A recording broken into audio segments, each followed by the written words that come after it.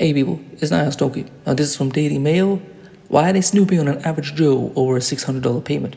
Fury as Biden tries to let IRS snoop on your bank accounts, Venmo, PayPal, and crypto deals in plans that could violate the Fourth Amendment. One key prong of President Biden's plan, Biden, to bankroll Democrats' $3.5 trillion budget is to monitor gross inflows and outflows of an individual's bank account.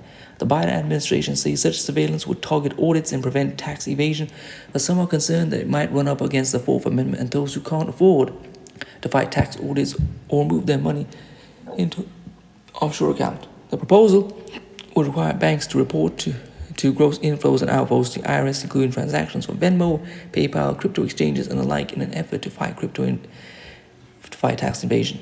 The IRS would know how much money is an individual's bank account in a given year, with the individual earned income on that tax and that account, and exactly how much was going in and out. This is an assault on Tijuana Black Americans because the IRS have traditionally been used as a means to target black people in a way like using law enforcement might not look good. So investigate their money, create tax bills, and when they can't pay the tax bills, throw them in jail. Biden, Treasury Secretary Janet Yellen, IRS Chief Charles Rettig, and a number of Democrats in the Senate, most especially Elizabeth Warren, are pushing for the deep dive into individual financial transactions as part of an $80 billion plan to enforce tax compliance. Patrick Hedger, Vice President of Policy of the Taxpayers Protection Alliance, warned that such a proposal could violate the Fourth Amendment. No shit, it would violate the Fourth Amendment, which protects citizens from search and seizure without probable cause. And this guy says probably, like this writing standards in journalism have gone so bad. And it does violate the Fourth Amendment. But remember, when it came to the drug laws, it violated all these laws and Constitution. But it didn't matter. When it comes to targeting Tijuana blacks, all that matters is that you're punishing blacks. The law goes out the window. The IRS is first and foremost a law enforcement agency, and the Fourth Amendment process protects against unreasonable searches and seizures in pursuit of looking for wrongdoing criminal actions. So I think this is going to run into severe Fourth Amendment headwinds, Hedger told DailyMail.com. Other parts of the plan include setting up a global minimum corporate tax rate of 15% and a system that prevents multinational companies from registering profits in the lowest tax jurisdictions and raising taxes on the rich.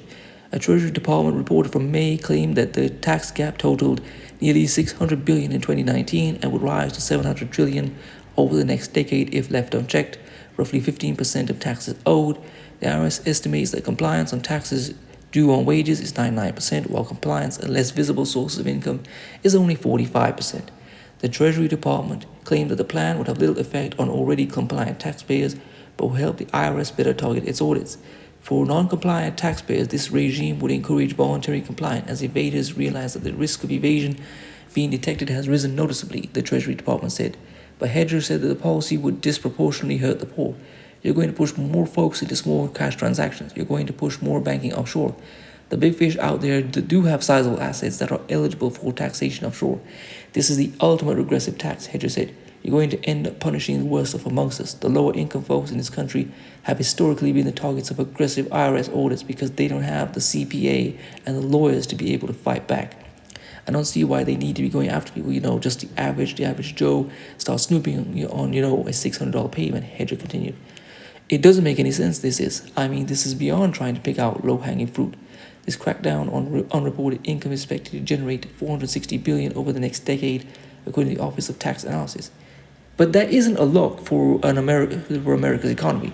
America spends $640 billion every year on the military. So $46 billion a year doesn't actually amount to much in the scale of America's economy and budget. But banks are largely against the proposal, which they say would impose onerous reporting requirements on institutions for little benefit. In a letter to the Senate Subcommittee on Finance, the American Bankers Association, the Bank Policy Institute, the Consumer Banking Association, and others argued that new reporting requirements for finance institutions would impose cost and complexity that are not justified by the potential and highly uncertain benefits. The trade groups also called reporting requirements subjective.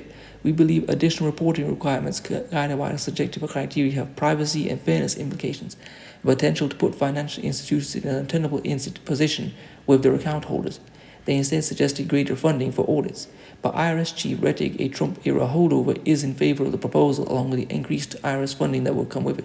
Well, of course he's in favor of it. Anything that gives more money to a government agency they're instantly in favor of.